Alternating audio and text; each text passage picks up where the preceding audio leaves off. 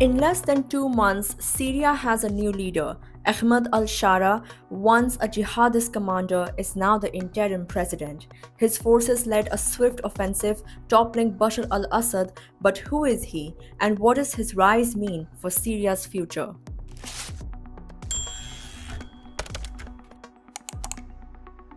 On Wednesday, Ahmed al-Shara was officially appointed as Syria's interim president. His task to lead a transitional government after Assad's fall. He must also form an interim legislature as the old parliament has been dissolved and the 2012 constitution suspended. أن يملأ فراغ السلطة بشكل شرعي وقانوني. ثانياً، أن يحافظ على السلم الأهلي من خلال السعي لتحقيق العدالة الانتقالية ومنع مظاهر الانتقام. أن تبنى مؤسسات الدولة وعلى رأسها العسكرية والأمنية والشرطية. أن يعمل على بناء بنية اقتصادية تنموية تعنى بإعادة تأسيس الموارد البشرية والزراعة والصناعة وقطاع الخدمات.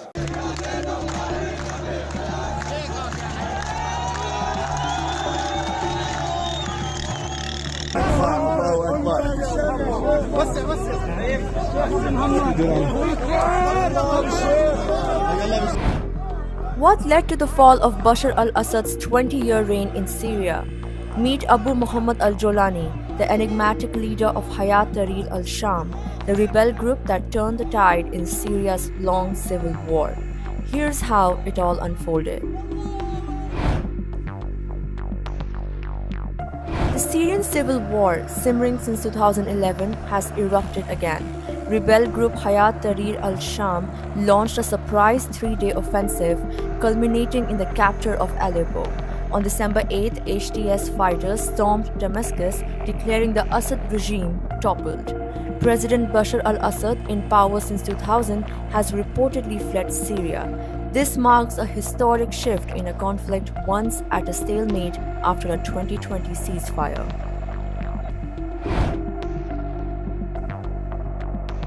Hayat Tahrir al-Sham, or HTS, emerged from Jabhat al-Nusra, al-Qaeda's Syrian army. By 2017, HTS evolved into an independent group with localized goals. Led by Abu Muhammad al-Jolani, it has become the most powerful rebel faction in Syria, focused on ousting Assad's regime.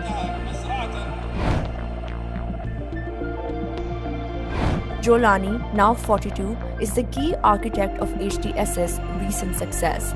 Born in Saudi Arabia and raised in Damascus, his family's roots trace back to the Golan Heights. At 17, Jolani was drawn to Middle Eastern geopolitics inspired by the Palestinian Intifada. In 2023, the US designated him a global terrorist. Jolani's leadership style has been strategic. He brokered alliances with tribes and minority groups, secured surrenders, and safeguarded minorities, moves pivotal to HTS's territorial gains.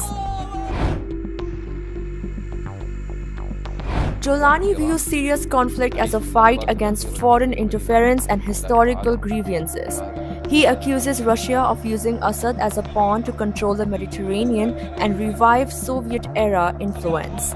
Iran, he argues, seeks to expand its regional power under the guise of Shiite solidarity. His solution?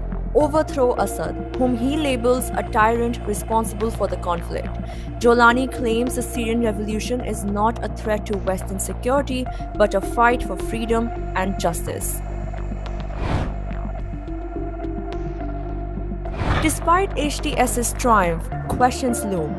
Jolani envisions a Sunni Islamist government, though he has allied with Turkey-backed moderate rebel factions. Whether his vision aligns with Syria's diverse population remains uncertain. The fall of Assad marks a turning point, but Syria's future under HTS and Jolani is far from settled. From insurgent to power broker, Abu Muhammad al-Jolani's rise reshapes Syria's story. The world watches as the next chapter unfolds.